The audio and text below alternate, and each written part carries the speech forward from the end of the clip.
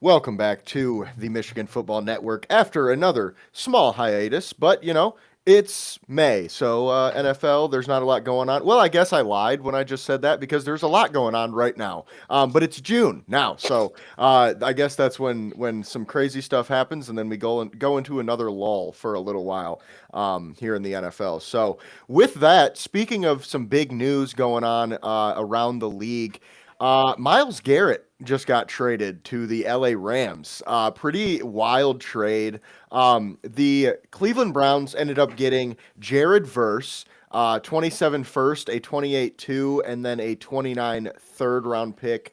And in my opinion, like this is best case scenario for the Browns. I think getting a guy like Verse back in this trade is huge because call me crazy. I feel like if you wanted to trade for Jared Verse from the Rams, it's going to cost you at least a first, if not a first and a third, because man, he is becoming a game wrecker in the NFL, or has been over the last few years. And for them to be able to get Verse, which I would say is at least a first round pick, plus a 27 first, plus a 28 second, plus a 29 third, like man, I feel like that's a pretty good haul for the Browns. And then, on the other side of that, the LA Rams just basically cemented themselves a Super Bowl unless, something weird happens. Because this, in my opinion, like, I know I'm a lot younger. Maybe not a lot, but I'm a little bit younger than you guys are. So you A guys might. lot. It's okay. Yeah. Yeah. Well, but you guys might have seen some better teams like put together throughout, the NFL. But in my opinion, this is one of the best teams I have ever seen assembled. Because just they have like top five players at pretty much every position that you really want one. I mean, I guess their offensive line doesn't have one, but it's still pretty good there. So I do think it's a rare win-win trade for both of these teams, but. I think it's best case scenario for the Browns for sure. James, what are your thoughts on that trade? Unfortunately, I agree with you per usual. Um, I don't, honestly, as soon as I saw the trade go down, I thought we were going to be on opposite ends of this, but so be it. It is what it is. And I know the initial report was just like Miles Garrett to the Rams. It did not mention the return package. And my first thought when I saw that was, wow, Garrett and Verse are going to be great together. And then Verse is going back. I'm like, well, okay, like I feel like this is very reminiscent of the Lions Rams trade for Stafford. We gave up although a lot of people here did not see him as a superstar, I did. We gave up a superstar quarterback for a solid quarterback in Goff and multiple picks. The Browns gave up superstar Garrett for a budding star in Verse and a bunch of picks. So I really do like this for the Browns because I don't think they were going to be competitive with their roster construction within the next year or two or even three. And then at that point in time, I don't think Garrett would be as dominant. I mean, maybe he is one of those freaks, so maybe he will be. But for the vast majority of 33, 34-year-olds, as I can say this, I'm 34, we are no longer, although I'm nowhere near Miles Garrett, but we are no longer near our physical peak. And by the time the Browns could kind of compete, I feel like Garrett's best years would be behind him at that point. So by moving him, yeah, I know it sounds crazy because he's Miles freaking Garrett. He's a beast. Currently, obviously a top five defensive player, being conservative, arguably a top 10 pass rusher, maybe of all time. And you still get a 25-year-old two-time Pro Bowler and multiple picks. And I really, really doubt the condition will kick in, but the third round pick for 2029 does have a condition on it where if the Rams trade Garrett to another AFC North team, that becomes a first round pick. So this has potential to have three first round picks because I do, as you mentioned, I do count Verse as a first round pick. I think if you were going to trade for Verse, a first and third is where I actually had the value at personally. So you get basically two firsts, two thirds, and a second. So I feel like I understand you traded a generational pass rusher, but because of his age, because of his contract, it made sense to in such a weird way because clearly the Browns are not competing the way they are right now today. But I feel like this trade, just like it did with the Lions trading Stafford, can catapult their rebuild as long as they use these picks wisely. Yeah, and we've seen the Browns have this same scenario where they have a bunch of picks and then they go get Johnny Manziel and Yeah. that corner. I can't even remember his name, so that's all you need to really know. Justin something. But Oh, from anyway, Oklahoma State. yes, I wanted him bad for the Lions, but he ended up not being very Justin. No, not Gilbert. I don't think that's right. Anyway, It sounds uh, familiar. Ryan, what are I'll your look it up. thoughts? You guys do your thing. Yeah, well, I'd like to be the lone dissenter here, but as we know in life, like attracts like. So the fact that you guys have me on your podcast and we kind of think similarly about things, I'm right there with you. You guys already made a lot of great points.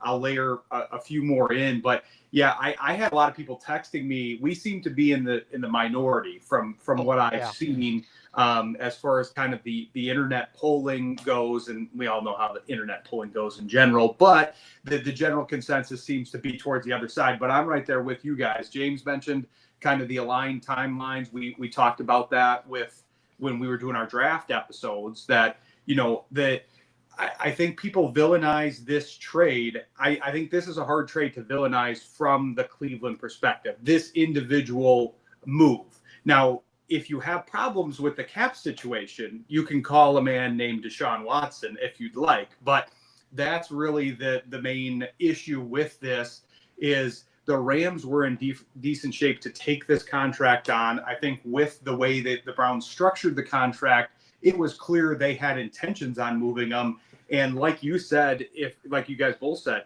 if you're going for a haul, I don't think you get a better haul than this because you're getting a direct replacement. You're not having to replace him with anybody else. Yes, it's a downgrade, but it's not as big of a downgrade as I think people are viewing it, because I don't think the public perception on Verst has caught up to really how good he is. And he's going like this as the old man, the gray beard on the call that's in his 40s, firmly entrenched in his 40s. They go, with Garrett at 30, he's, we'll see how many prime years he has left. I'm not counting him out. Defensive end, notoriously, you can last a bit longer, but the dual capability that he has, oftentimes people become more one thing as they're an edge rusher when they get older. And so you've got that downward trend for him. And then Verse seems to be on an upward trend, and you're getting a guy that will probably be on a better contract when you do have to re-sign him for more prime years. So, and I'm just talking about the equal exchange. You guys already referenced the picks, a first, a second, and a third. That's a lot to work with. And the Browns do have a rough history. I know that all the fan bases get PTSD. You have the Watson thing. You have all those deals that you guys mentioned, but you also have the fact that they have been better, it seems, with this recent regime of who they've been drafting. It's been a little all over the place, but it's still, they're getting a lot of shots at this to put talent in there. And yeah, I feel like at the beginning, James, when you were talking about their timeline, you said 1 or 2 years, and then you said 3. That's kind of how I feel about them. It's like, do we hear 4? Do we hear 5? And once you do get to that point, then Garrett's not nearly as useful. He's not as valuable if you trade him, and you've burned your cap for that time frame. Now they have some cap to work on, because basically with their situation, they're in the polar opposite of the ideal situation for the NFL, which is a good quarterback on a rookie contract. They have a bad quarterback on the most lucrative contract at the time in NFL history. So, until you get out of that, you're probably not going very far. So I'd be more focused on allocating assets and moving the way they're moving right now. Yeah, and I definitely agree. And I think, something, a big part of this for me is, number one, Jared Verse is signed through his rookie contract through 2027. So 2 more seasons where he's making I think it's less than $3 million a year. So, I mean, he is making substantially less than Myles Garrett is. And in my opinion, look, I'm not going to say the people who disagree are just casuals, but I feel like you probably don't know how good Jared Verse is if you think that the Rams won this trade.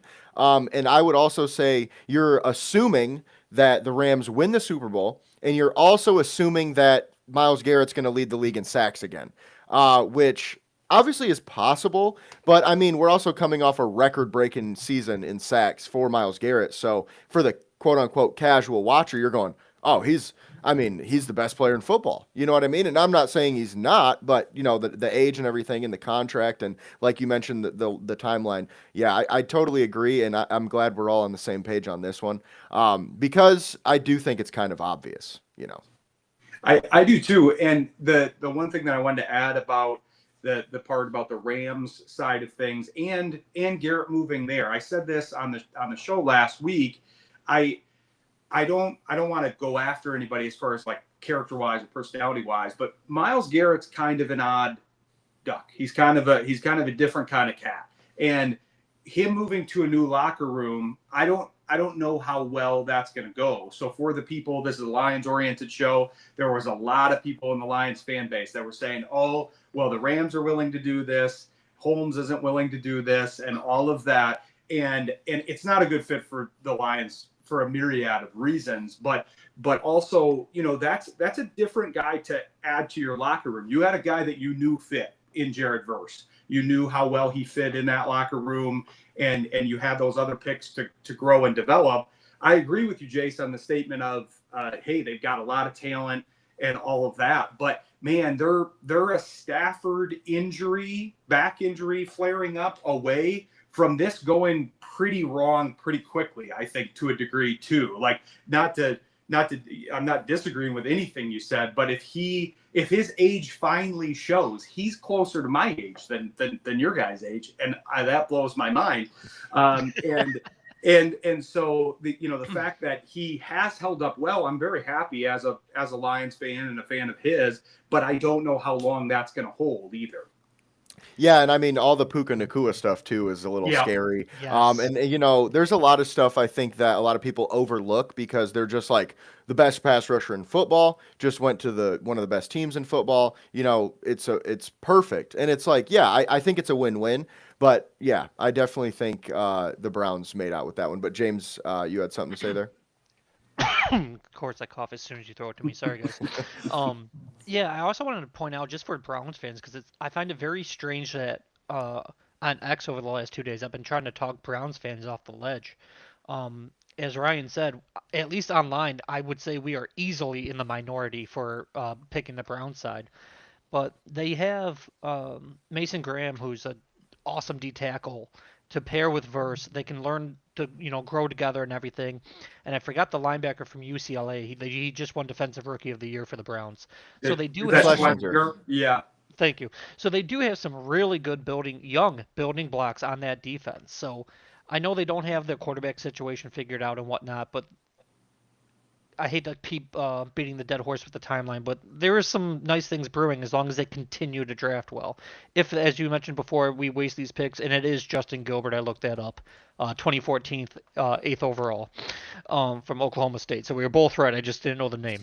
And yeah, so obviously, like almost any team, if you blow these picks on nobodies and people that flame out, then yeah, this is obviously a bad trade. But if you hit these picks, it can be almost identical situations to the Lions, as I mentioned before, and this could make the Browns a contender sooner rather than later, in my opinion. Also, quick side note for the Rams aspect: if Stafford goes down, at least they do have Ty Simpson, I guess. But I don't know if he's quite ready. And that was one other thing that kind of confused me a little bit about the deal, is because obviously trading all these resources for Garrett's a win now move, but in the draft they kind of punted it away and did like a future move. So some future moves, some win now moves. I guess in totality it kind of maybe evens out, but then you're not fully going all in like if you drafted a Lemon, or if you wanted another pass rusher, you could have just drafted Ruben Bain with that pick and paired Bain with Verse for the next 10 years. But we'll see what happens. Yeah, it's kind of funny. I'm glad you brought that up because I completely disagree, honestly. I think it was smart of them to draft Ty Simpson this year simply because now you don't necessarily need a 2027 first round pick. And it kind of opens up a little bit more for you in terms of trading for Myles Garrett. And another thing, on the Brown side too, I mean, that 2027 class is pretty loaded and they need a quarterback. So they just gave themselves a lot more ammunition, to go up. But I do think that's kind of the way to do it, in my opinion, if you're the Rams. Like, you're not going to go full in win now because, I mean, we've seen them do similar things before, with the Jalen Ramsey trade and the Stafford trade. They still sprinkle in some like later on moves like the Ty Simpson. And that's why they're still able to trade for Myles Garrett today, in my opinion, because they kind of kept, building it that way. So The honorable mention to their McDuffie trade too. Oh yeah, very true. yeah. Very true. With that, speaking of, the Rams Super Bowl chances, there are some rumors that Aaron Donald might be coming back. He apparently made some comments, he's considering it, and as long as he can still do it with his body, it kind of sounds like he's probably going to. So. Now, if you add Aaron Donald to the mix, things got a little more scary if you're not a Rams fan for every other team in the NFL, because that would be just disgusting. But Ryan, what are your thoughts on that one?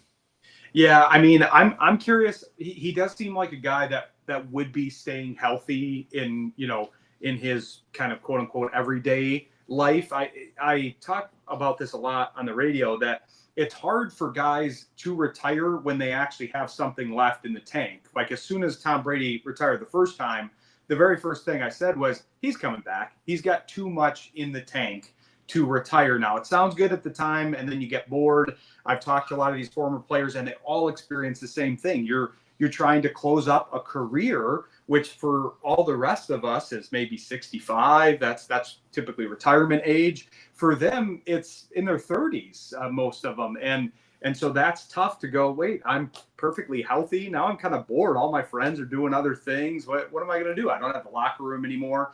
But I'm curious what he's been doing kind of for training, because he notoriously used to train like with knife defense. Like, was he doing Krav Maga in the off season? Was he honing his skills there? If he was, then he'll be in pretty good shape. But yeah, I mean, putting him in the middle of things, obviously they have a good defensive line already because they also got a 1-for-1 exchange, but the better end of it for now with Garrett, and they had a good defensive line without with versus Garrett. So yeah, you add him back in, and just the level of attention that he'll receive from the opposing offensive line will skew things Garrett's way. But I think I'd feel a certain way about this if I reverse. Like, wait, I'm not good enough for you to come back during my time. We did pretty well during my time.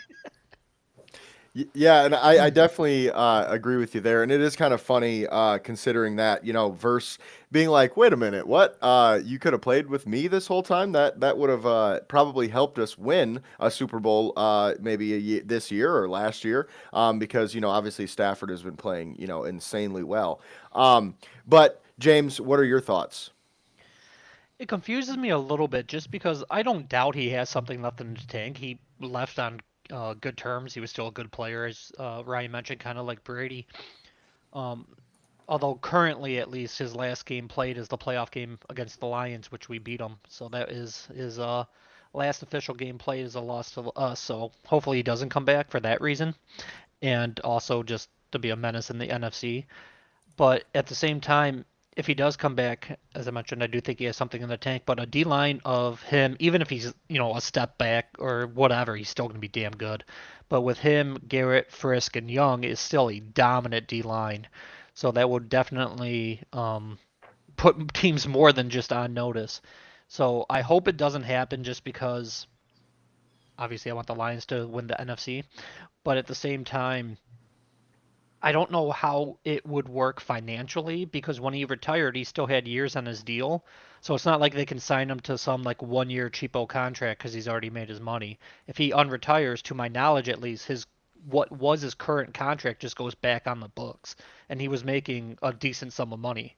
So with Garrett's added money, with McDuffie's added money, I don't know quite how their financials work out.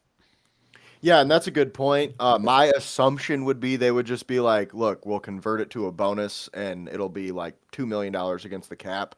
But who knows how that works, because I do think you're right that that his contract would have to come right back. So with that, though, with some more NFL trades going on recently, there's a rumor right now that Josh Sweat from the Cardinals could be headed to Green Bay. Adam Schefter, or I think it was Ian Rappaport, actually refuted that. But then another report came out like 10 minutes later saying that it's actually true. So we'll kind of see how that plays out. But a trade that did happen, A.J. Brown is a New England Patriot. 2028 first and 2027 fifth headed back to Philadelphia. And, you know, it's one of those things that this one doesn't surprise anybody. I mean, it was announced a month or two ago now, I think. Pretty much like, hey, once June 1st hits, this trade's going to happen. Excuse me. But still, it's like, okay, now that it's actually happened, I really like it for both sides, if I'm being honest with you. I think Philly did a pretty good job. I don't know if they did a great job at adding to their wide receiver room this offseason, but they did a pretty good job building some depth, and they went and got Lemon, we talked about earlier, possibly going to the Rams. They got a 2028 first, though, which kind of sucks because you really want a first round pick in that 27 draft. But we've seen it happen before, and I'm sure we'll see it happen again, where some of those prospects are going to wait until 2028 to come out just because they're like, man, this class is so stacked. I could be a top 10 pick in 28, but right now I'm going to go 27th.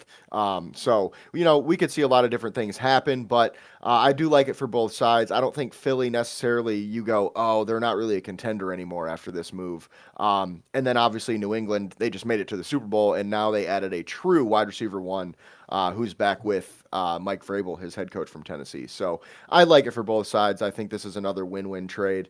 Ryan, what are your thoughts? I'm curious how this is going to work out. I look at the A.J. Brown side of things going to the Patriots. I compare him to some of the other. I'm going to loop this around to something that the Lions were dealing with a couple years ago. I remember people when they were trying to add that third receiver. I remember people wanting the Lions to get DeAndre Hopkins for the Lions when he was a free agent. He was still it looked like he had something left in the tank, and I told people they have to be aware of the workload and the displacement by bringing in a guy like that, because those guys, they need to catch the ball. They're not an Amon-Ra St. Brown. They're not a guy that's okay with deferring and wants to be part of an offense. They want their touches and they want their highlights.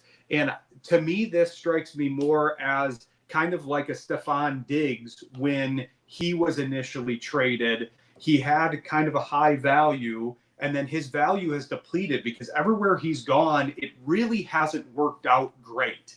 The teams have been okay, but that hasn't worked out great. I'm wondering if that's going to be the case with Brown, because I would be worried about if you are presumably a couple pieces away because you're the Patriots. You didn't contend super well in the Super Bowl, but you were one game away. You were in the game. But I don't know if Brown is that piece, because I think he's just as likely to make your team and locker room worse. Plus, you've got all the Vrabel issues as well. But I'm, it's not because I'm a Lions fan, but I've always believed in that culture element of it. And I don't think he was helping that Eagles culture. And I'm curious what he's going to do to that Patriots culture, especially as they're going to be dealing with some things. This Vrabel thing, I think, is going to be over their heads this season, and they might be prone for a little bit of a setback this season after kind of overachieving in some ways with their schedule, the way it broke, and different things over the season. So I like it more from the Eagles' perspective, because I think you're making the locker room a little better environment, and you're moving away from a guy kind of in his peak. You didn't get a fourth round for him, Randy Moss situation going from the Raiders to the Patriots. You're getting value, and you're able to move on, and you've got a lot of assets to address that position in the future if you need to. Yeah, and I would say I agree and disagree with that take, because I agree with everything that you said, but I think that A.J. Brown is going to get like 12 targets a game, because that Patriots receiver room is not that good.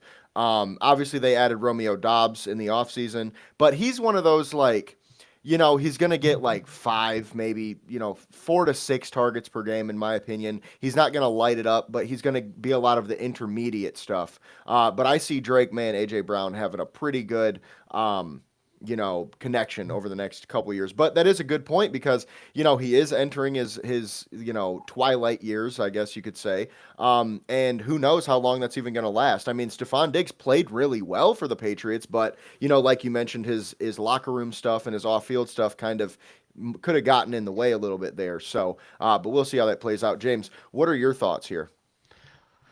I'm finally happy to have a difference of opinion than you guys for once. I think this is a slam dunk for New England, and I see it slightly as a win-win just because Philly never used them and they don't throw the ball.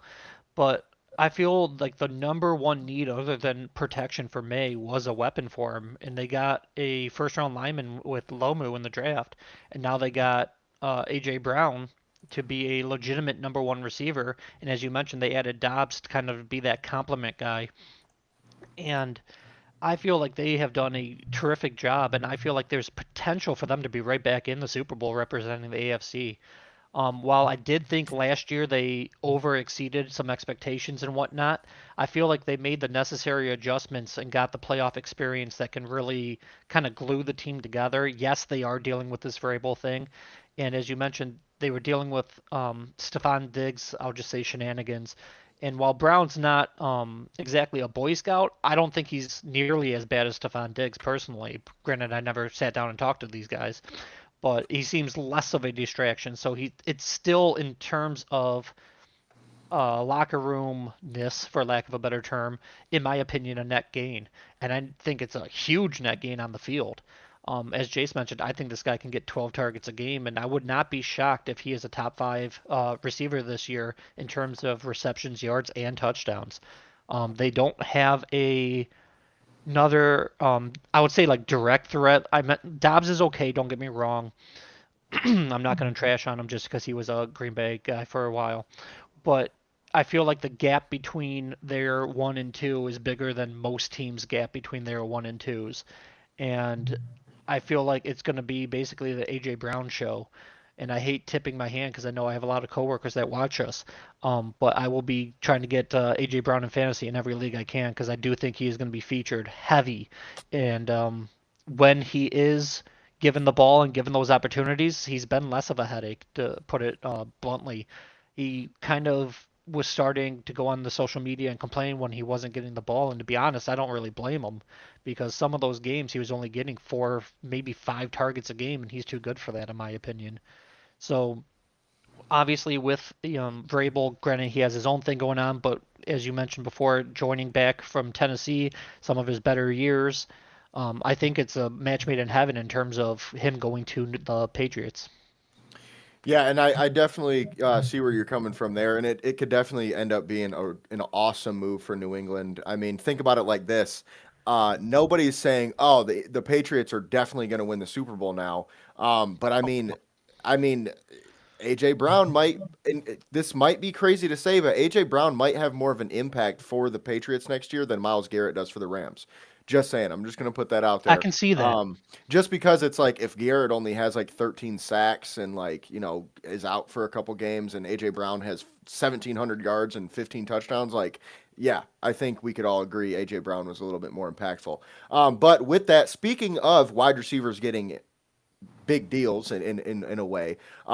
Drake London just became the 3rd highest paid wide receiver, signed a 4-year deal for $141 million. That's $35.25 million per year.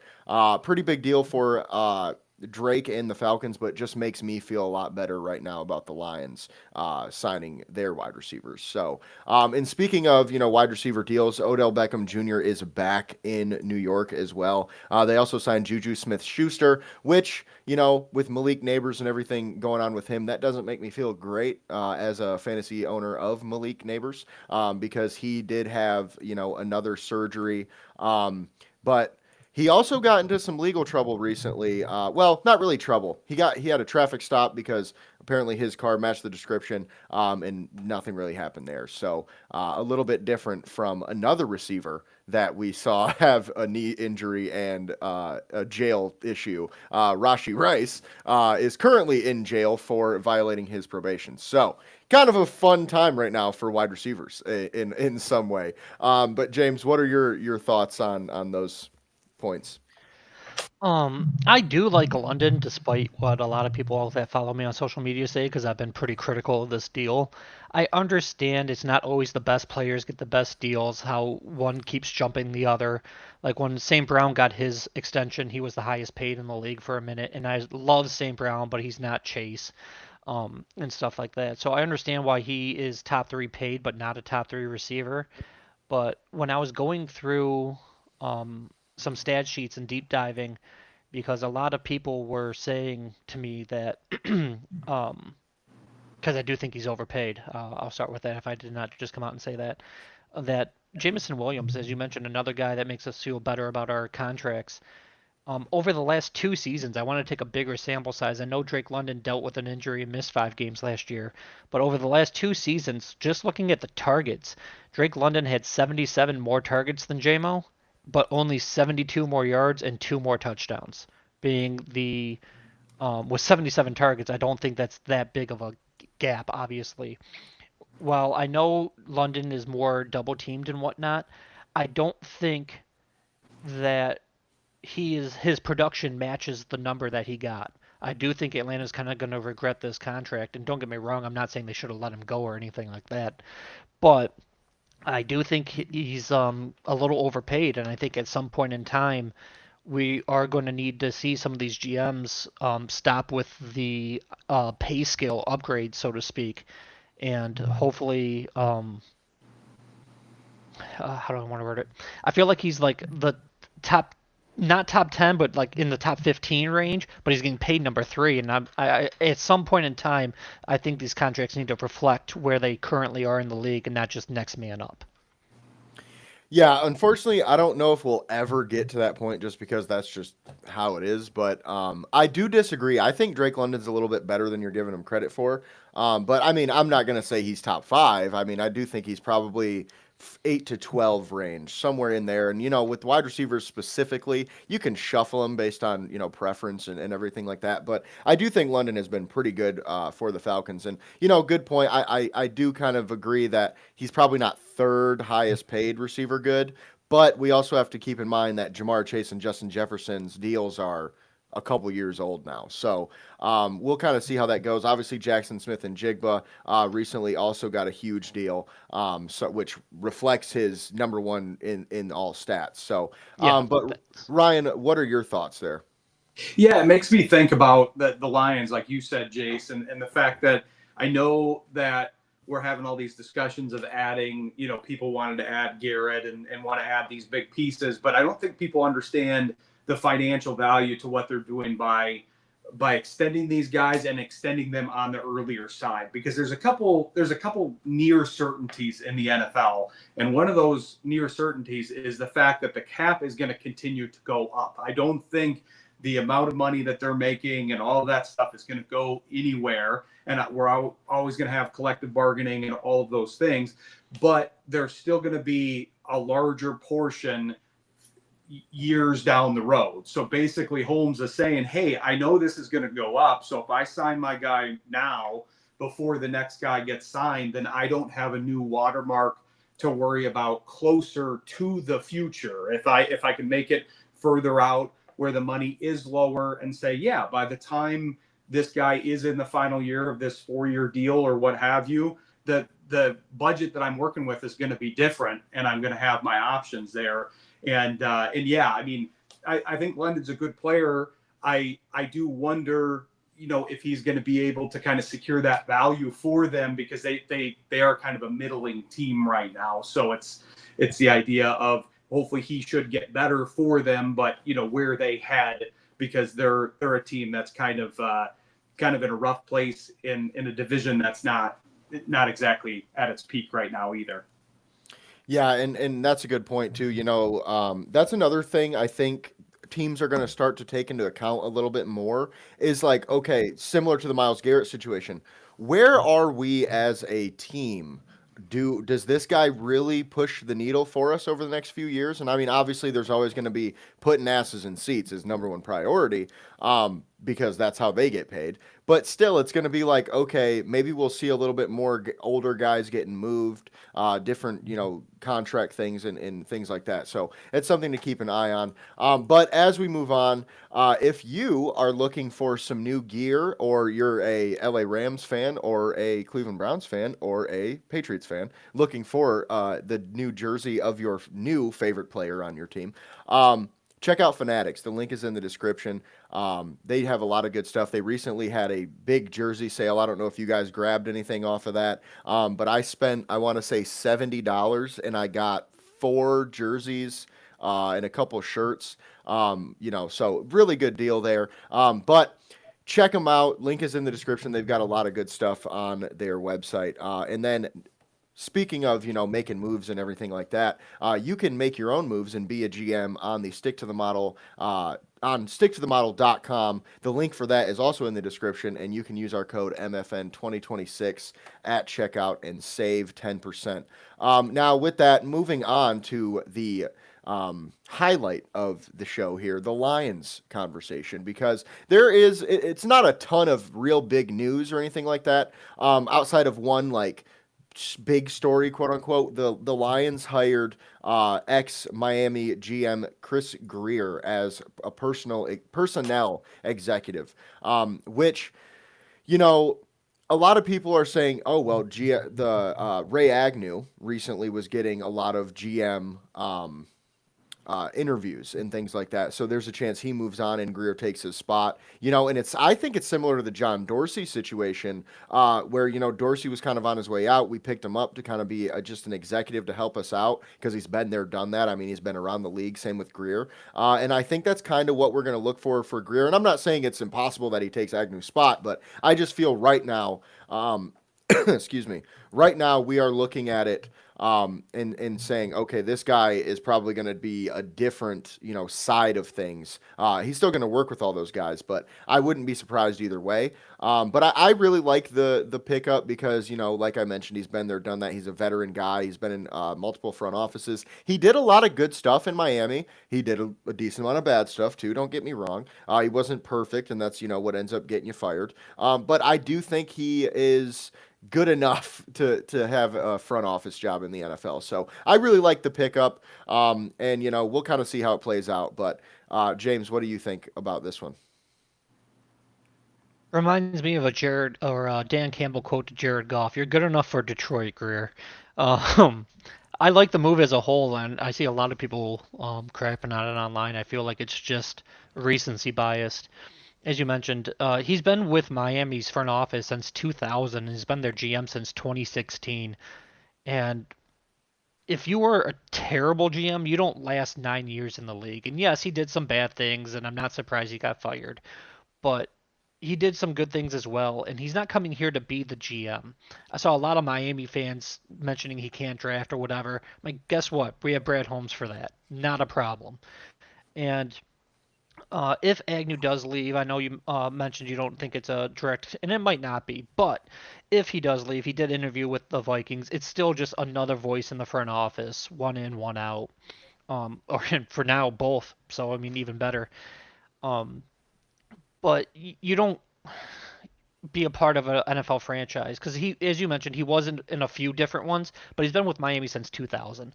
So 25 years with the same franchise in various roles.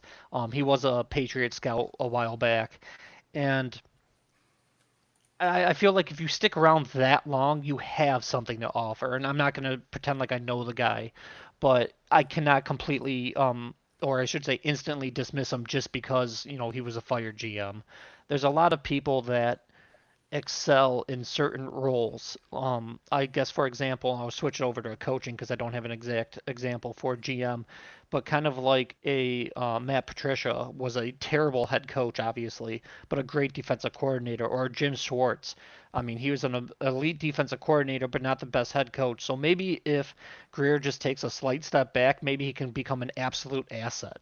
So only time will tell, but there's literally no harm in doing this. So I don't know why I've seen some people kind of get their pants in a bunch, and I just don't understand why for that. Yeah, I don't understand anybody having a negative take on this because, like you said, we're not asking him to be the GM. He ain't drafting shit, buddy. He's gonna say, "Well, I think we could do this," and then Brad Holmes is gonna make his decision regardless. So obviously, it's nice to have another voice in the front office. But Ryan, what are your thoughts? Yeah, I think a lot of it is a lack of understanding from the average fan because I mean I don't think people really understand the totality of what all these guys do in the front office, in a coaching staff. We focus on the head coach and the two coordinator positions. This is all very collaborative with everybody in the NFL. And in Holmes, yes, he's the alpha, he's the main guy, but he's taken in everybody's opinion. He's used to scouting, he's used to gathering information, and I think I think the point that James made is a very good one. I was gonna say that as well. That basically it's like a coach, where maybe they weren't qualified for that top job, but you get them a level down and now they're a lot better off. It also makes me think of the coaching ranks and the team as a whole, that the strategy for this offseason is clear for the Lions. They want depth at every rank and file of the organization. This is a move that's similar to getting Petzing and Kafka at the offensive positions. They got two offensive coordinators essentially, and they're in different jobs. Same with the team. You look at the depth of this team, and it's hard to make a 53-man roster at this point in time because of how many positions they reinforced and said, hey, yeah, we maybe didn't get a clear top guy, but we got three guys at this position that we layered in, and one of these guys is going to work out. And this is a similar move to me where he's going to be able to contribute, and they're going to be able to get the most out of them from a front office standpoint because there's a lot of functions. And it's the same thing as the offensive coaches coming in. They're taking bandwidth off of Campbell. And so Campbell's not calling plays. He's not having to worry about the offense quite as much. Same thing with Holmes. Whatever the rest of the front office, Greer and the rest of the guys are able to take off of him, the more effective he can be at his specialty. And I think that's how people need to look at it. Yeah, and I totally agree, and I think that's a great point. It's everybody's got their role, and like you guys mentioned, unfortunately, some guys are not built to be head coaches. We've seen it. I have seen it many times in the high school coaching. I've coached at multiple different schools, and I've definitely seen where it's like, okay, you're good at this thing, but maybe not at this thing, and that's why roles exist. And I mean that goes from coaching to, I mean, a basketball team. I mean, if anybody watches basketball, every player has their own role. So that's just how it works. And I think the Lions are doing a really good job of filling the roles that they need and that they know are necessary. So I definitely like it a lot. And with that being said, some more things to like at Lions OTAs right now. Apparently, Isaac Tesla looks really, really good. I've heard his route running looks like not night and day from last year because he wasn't horrible, but he has gotten a lot smoother. Just the way he moves seems to be a lot better. And we're kind of going to go rapid fire here with the OTAs because there's a decent amount of information. But offensively, at least, obviously, like I mentioned about Tesla, and then the Lions' offensive line in OTAs, the first group right now is from left to right: Sewell, Mahogany, Mays, Ratledge, and Borum. It seems like they are making the rookie first round pick Blake Miller earn his spot, which they should. I mean, they signed Borum to be the starter, but I do expect Miller to beat him out, and then Borum will be kind of our swing guy. But I'm a little surprised to hear, maybe not surprised to hear Mahogany's starting at left guard because he was the starter last year. But I haven't really heard too much about like splitting reps at left guard. It kind of seems like Mahogany's kind of cemented there. So that's a little bit of a surprise to me. As we all know, I'm a Frazier guy. I like him a lot. And I don't think you draft him where you draft him last year and trade up for him just to make him a backup. So we'll kind of see how that goes on. But as of right now, that's what the offensive line is looking like. So Ryan, what are your thoughts on that one? Yeah, I have kind of some overarching thoughts on the OTAs in general, but the idea of, I think we kind of don't necessarily track year to year what happens with some of these things. Tesla is a great example as far as, we were getting word in camp, especially because he did miss some valuable practices last year at key times in the beginning of the season, that he wasn't quite up on the playbook, didn't have full knowledge on where he was going. And that was pretty clear. Now, when he got to the right place and Goff got him the ball, he looked pretty good. But the reason why he wasn't trusted more by the coaches, presumably, was, hey, we have somebody in Khalif Raymond that knows the playbook very well. And, we're not confident in your ability to run the right route. So if you break the wrong way and Goff throws it, we might be looking at an interception in the middle of the field. But we have to remember that this time in camp is very important. We're going to cover some of the injuries, I'm sure, but it's the same thing with these injuries as well. You need a full off season to often get into camp and then get back to normal, presumably. And so a lot of these guys that spent their first camp with the Lions last year are starting to look better this year, like Tesla, like Sailors, who, was kind of a late addition, like those guys that it's not magic that this is happening, and the guys deserve all the credit, but they know the system better and they know what's expected of them a little bit more. Yeah, definitely. James, what are your thoughts? I love Tesla, so I'm not really shocked to hear he's excelling. I feel that with his limited usage last year, he kind of really stood out. And not just like, okay, he made a couple good plays. I'm like, if I'm not mistaken off the top of my head, I believe it was 16 receptions, 6 touchdowns. So like he really was a red zone threat. And I know you got a bird's eye view of the touchdown in Green Bay. I know it's garbage time and all that. Didn't mean nothing. But the fact he's even capable of making a play like that, I definitely see why we traded all that to move up and get him. And I feel like, especially with Raymond moving on to Chicago, his workload will increase. As Ryan mentioned, he'll get a full camp this year. Now he's going to be more involved, like I said, with Raymond out. And I feel like we should and could use him more often, just because I know Pensing liked to use multiple tight end sets. And don't get me wrong, I'm not saying he's going to play tight end, but just as a big body receiver, I feel like he's going to have I don't want to say like a large chunk of the playbook, but I feel like he's going to draw up a handful of plays specifically for him. I know we have a lot of mouths to feed, and that's a tremendous problem to have. And then I'm glad Ryan touched on it. But I do hear a lot about Sailors kind of also standing out. And I've been a big Sailors guy for a long time, so I'm glad to hear about that as well. Yeah, and Ryan mentioned some injuries, and speaking of an injured guy who is starting to come back, Levi Onwuzurike is getting a little bit of work in practice, which is always a good sign. And then we have, we all kind of knew this was going to happen going into the season, but we have a really big nickel corner competition.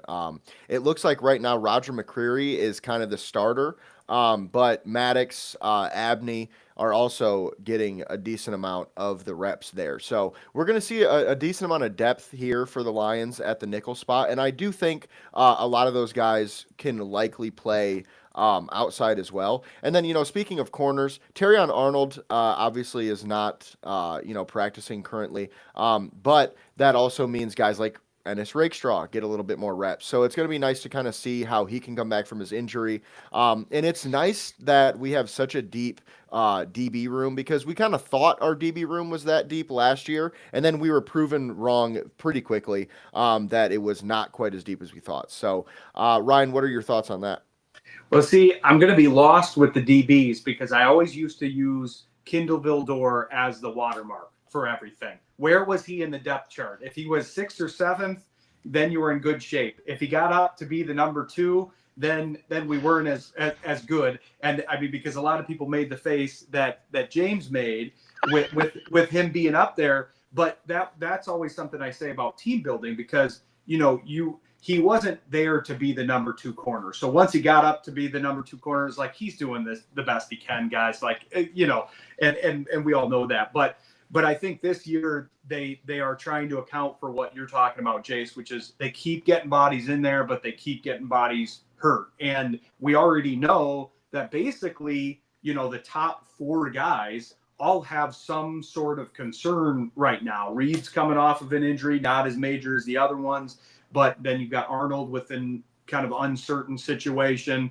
And then Branch and Joseph obviously have different types of injury issues. Branch, you're expecting back, but he's going to be in the Alim McNeill category from last year.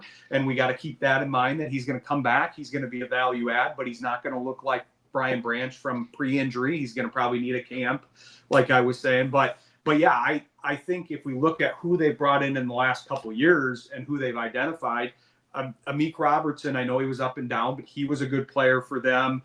Maddox was a good player. Rock Ya-Sin was a good player. So I like their ability to kind of identify these movable pieces, especially because I think the goal for this season is to take one of those defensive backs and have them on the field more so than another linebacker, because that's the alignment that Benjamin seems to be kind of favoring, because he's seeing a lot of the top defenses use that. So we'll see. It'll depend on personnel, obviously, but as those pieces come back, he's going to have more pieces to be able to shift around there in the defensive backfield. Yeah, it definitely gives us some versatility, and that's always nice to have on defense in general, but especially in the backfield. James, what is your take there? Yeah, I agree a lot with what Ryan said, and I was gonna mention the article that Calvin Shepard said he was looking at like the top 5 defenses and what they all have in common, and to see what the common denominator is. And he mentioned specifically the nickel corner spot being a large portion for all the good defenses. He said they all had good nickels, and I do think that's going to be Branch's spot once he comes back fully healthy. As Ryan mentioned, he is going to be like the Alim McNeill, come back, week 6, 7, 8, and he's not going to be what he used to be this year. Although I do expect McNeill to be the old McNeill now that he's had a full off season and whatnot. So good news there, especially with adding more. So hopefully with the Lions' additions to their D line, it gives their defensive backs a little bit of a reprieve now that they don't have to cover for 6 seconds. But I am still hopeful on Rakestraw, so I'm glad you brought him up. This time last year, he was my Lions breakout candidate of the year, and then he got hurt super early on, and that was that, unfortunately. So I feel like a lot of people are writing him off, and I know it's obviously not a great start for him, but he was a second-round pick for a reason. If he is our corner, I hate to say if he's the new Vildor, but if he is our corner like 4, I feel like that's phenomenal depth that we have. And if he is, I don't want to say expected to do less, but if he's 3 or 4 instead of trying to be a 1 or 2, hopefully that takes a little bit off his body and he can kind of manage the season and hopefully last the whole season. But obviously, as you both know, the NFL is pretty damn rough on your body, and someone's getting hurt. No team is going to go without any injuries for the season. So hopefully whenever they do happen, they're minor.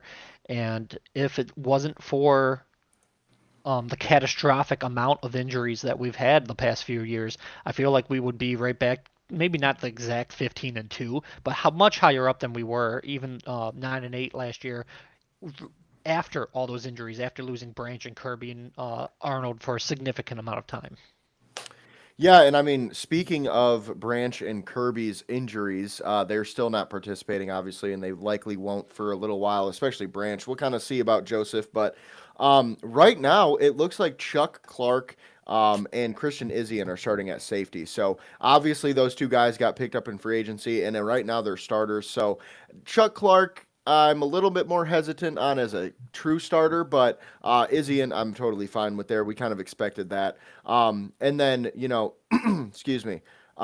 Speaking of other injured players, Laporta, thankfully, is starting to be on the uphill climb of his injury, where he is starting to participate in walkthroughs and should be ready by training camp, he says. So we'll kind of see, what happens there. And speaking of tight ends, apparently Tyler Conklin has been looking pretty good, and the quarterbacks really like him. So that's always a good sign from your tight end number 2. James, what are your thoughts there? I hate to say this because it's not going to make me look good, but I'm always honest. I forgot about Conklin, to be honest. I know we talked about him a little bit in the off season, but we've had a lot of big stories. So it kind of goes back to what Ryan was saying, is we're just building depth all over, and it's different. I'm not used to seeing that as a Lions fan, to be honest. Um, I don't want to say growing up, but I guess I'll say as I started learning more about the X's and O's, we had like Sue, Calvin, and Stafford. We had like three guys taking up like 40% of our team cap, and if one of them got hurt, we were just flat screwed.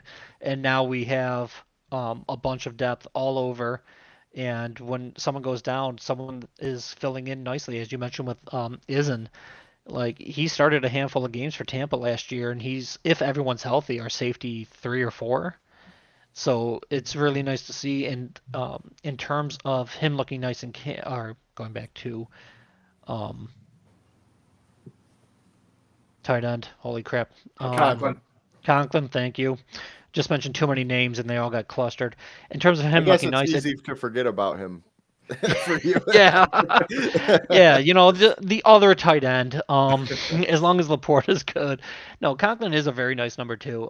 I don't think he would be a fantastic one if Laporta is still lingering on anything, but the positive reports on Laporta look promising. Also, the fact that we did not draft a tight end kind of helps me feel a little bit better about his medicals on that. But um, it doesn't surprise me with his experience and starting potential, because he did start for the Jets, although take that with a grain of salt. They didn't have a lot of offensive weapons. It doesn't shock me to hear that once I remember he's on the roster. Yeah, and I personally really like the addition. I feel like he's been pretty underrated throughout his career, but especially the last like 3 or 4 seasons, he's been a pretty steady target wherever he has ended up. But Ryan, what are your thoughts there?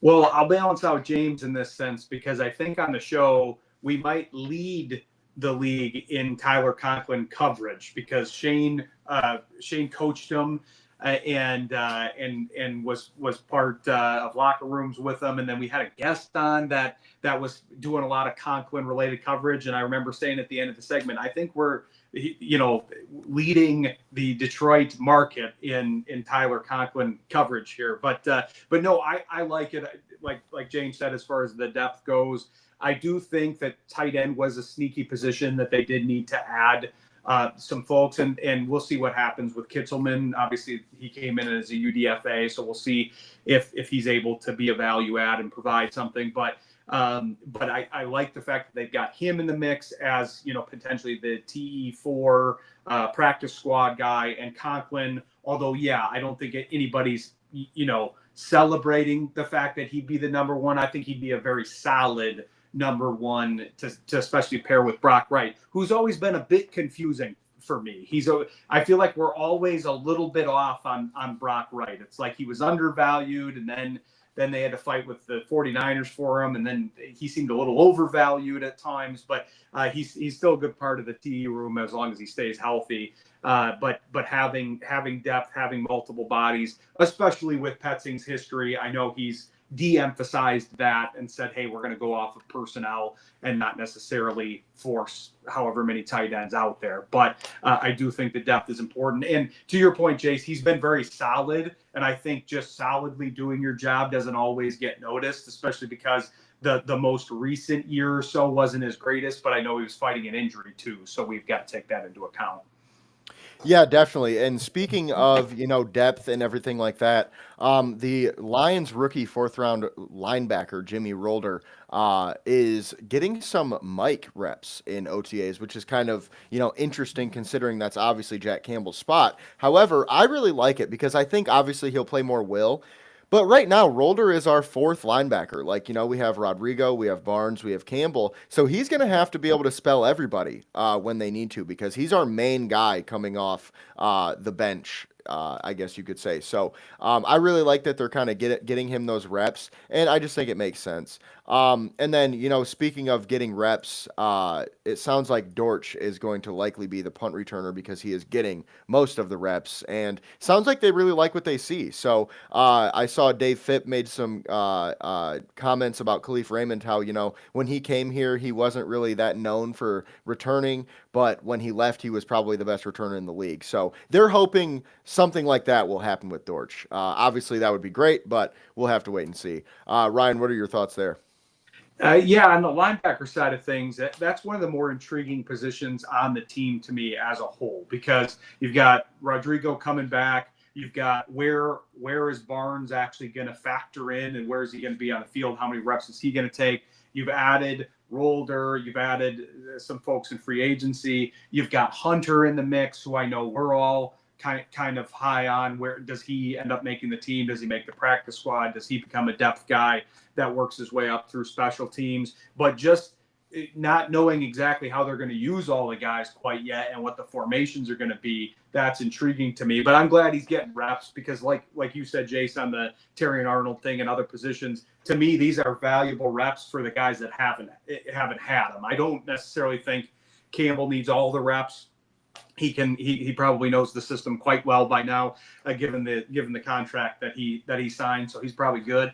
Might as well give Rolder some reps and get him in there, especially because his learning curve is going to be a little steeper. He's not the same situation, but when Tesla made that jump, talking about him and not knowing the playbook, that's no insult to him. I've interviewed him. He's clearly a smart guy and a hard worker. But he he came from this area, was a wing T quarterback, then went to a small school in Hillsdale, then wasn't factoring in Arkansas, and then made this jump to the Lions. Yeah, Rolder's playing, coming off of playing at Michigan, but he only had the 1 year. He's probably going to have to adjust to the speed and the playbook difference. So I'm in favor of getting all the newer guys the reps that they can, because those are the guys that are going to have the steeper learning curve and benefit from not the bumps yet, but the bumps and the reps, in camp.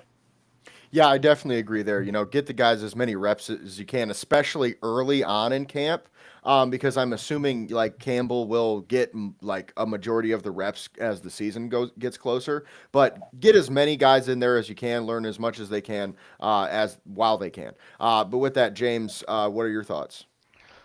Quick sidebar, I did not know Ryan interviewed Tesla, so if you have the connection, I would love a signed jersey if you can get a hold of that. When I played receiver, I was also number 18, and I always loved Tesla's work, as I already mentioned before. You told me you had the hookup. I think he actually mentioned that in the interview, that he was inspired by you for 18, that he used you as his inspiration. It's sad that I would be old enough that would work, but obviously no.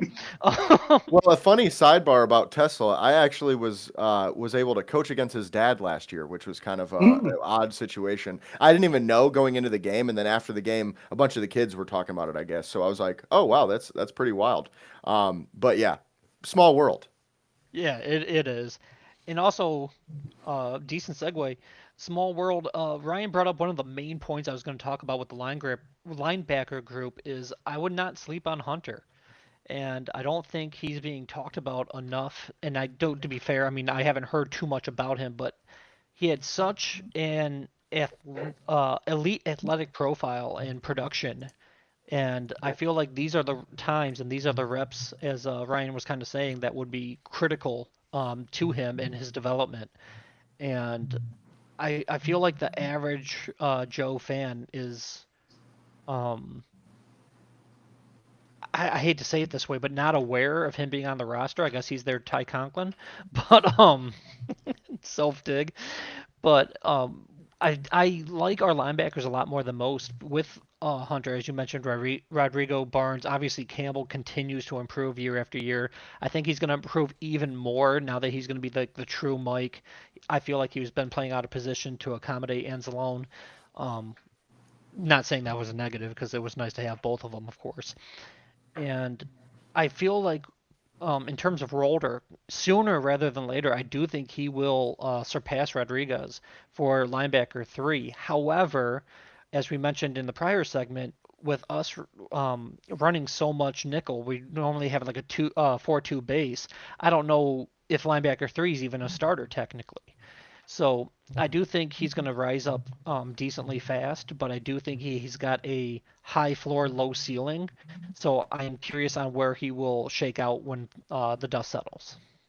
Yeah, and I agree with you there. And I also think another guy that's being a little underrated right now is Damon Clark. I mean, we picked him up in free agency. He had a decent career up to this point. Obviously, he had a pretty rough injury that, has impacted him a little bit. But if he can get back to his athleticism that he had prior to the injury, or even like 85% of that, I think we could, get a lot out of him. And, I think another good point with our defense is versatility, man. I know you mentioned like linebacker 3 might not even be a starter, but I mean, linebacker 4 and 5 might play a decent amount. So it's like just based on the fronts that we like to use, it's always nice to have a lot of different, players that can do a lot of different things. So I think the name of the game on defense this year for the Lions is versatility. Period. I mean, DJ Wanham's a great example. Like they signed a guy who can cover and pass rush as well. So I think that's really just what they're looking for. And our final point of the show today, Aleem McNeil has some good news. He says he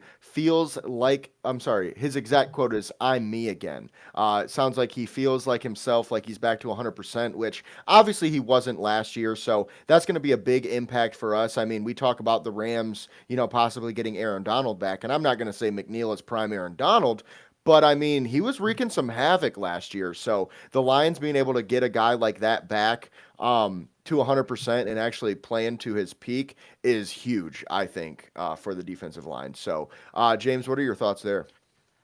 Yeah, I touched on it a little bit ago. When he came back, I feel like, if you know ball, you expect him to kind of stumble a little bit.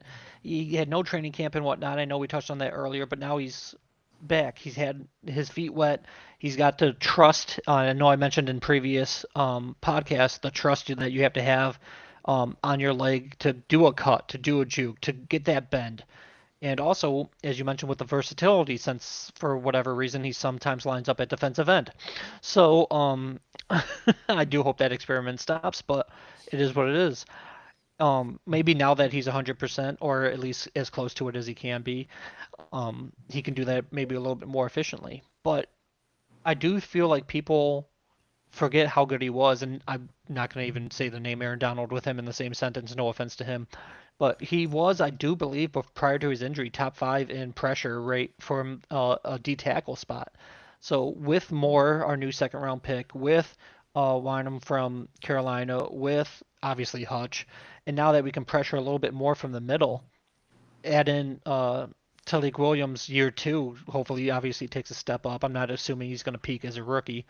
And in addition to the linebackers that we already talked about, in addition to the defensive back depth that we already talked about, we got some pretty good D-line depth as well. And as you mentioned, Onwuzurike is kind of just icing on the cake. If he adds something, great. And if he doesn't, no offense to him, we're kind of used to playing without him. But I feel like, as you mentioned, the name of the game is depth, and I feel like the Lions have it in spades this year. Yeah, I definitely agree with you there. Ryan, what are your thoughts? Yeah, the defensive line to me is interesting as a whole because I think it's the most prone for improvement for many different reasons. Some of which you guys have already listed, but the idea that McNeil should be back and better, and I do think he was undervalued by a lot of people because it's hard to properly value a defensive tackle. Most people, like you said, James, that aren't necessarily paying attention to that side of things, it's hard to see the effect because it radiates out and back. It radiates to the linebackers. It radiates out to the rest of the defensive line. But then the idea that they did replace the outgoing folks with better depth there, with Wanham, with Moore, giving themselves more options. Turner's a guy that I have an eye on because I think if he does stay healthy, which is a big if for him, I know he's kind of like the Davenport project this year, but he's also not expected to start. If he's healthy in camp and can take some reps, that would be good. You got Hassanin kind of looming, and he's reportedly in good shape. But the other thing with that Williams development, McNeil back in the middle, hopefully Levi back, because Onwuzurike was a very valuable piece when he was healthy to the Lions. He was another one that kind of was underappreciated. But I think the other thing that will be a compound effect is when they got Moore. I know we talked about this a little bit, but when they got Moore, I don't think the only goal was to have somebody opposite Hutchinson. I think the other goal was to get Hutchinson off the field. And I know everybody's going, wait, what are you getting crazy over there? No, it's not that. It's the fact that he could have some more impactful reps if you reduce his reps and his wear and tear over time and take him down from the percentage snap share that he was at to make him go all out by reducing it by 10% or so, by getting, a competent replacement. Nobody's going to be able to replace Hutch, but if you can sneak him off in some situations, you're going to be able to get a better Hutch down the stretch of the season and the game, because you could kind of see that in some of the games. You could kind of see him running out of gas, and that's no criticism. He's just a human being. As good a shape as he's in and all of that, he's going to get worn down because he's getting double teamed. He's getting a lot of impact on him, and he's going to get worn down during the game if he's taking more than what should be his share. Yeah, I definitely agree with you there. And with that being said, that's going to be it for the show today. Once again, Ryan, we appreciate you for joining us. Let the people know where they can find you. So Sports Intel with Ryan Walsh, Sports Intel Ryan on X. That's Monday nights, 7 to 9 on Jethro. Then we got Shane Graham's Extra Points, 7 to 9 on Jethro as well. That we'll be doing that tomorrow. We'll still be covering football all off season. And then on the business side of things, I'm also launching a sports memorabilia auction house. So keep an eye out for that. We'll have more details on the show. But for all those, those of you that like collectibles and collecting things, we'll have some opportunities there.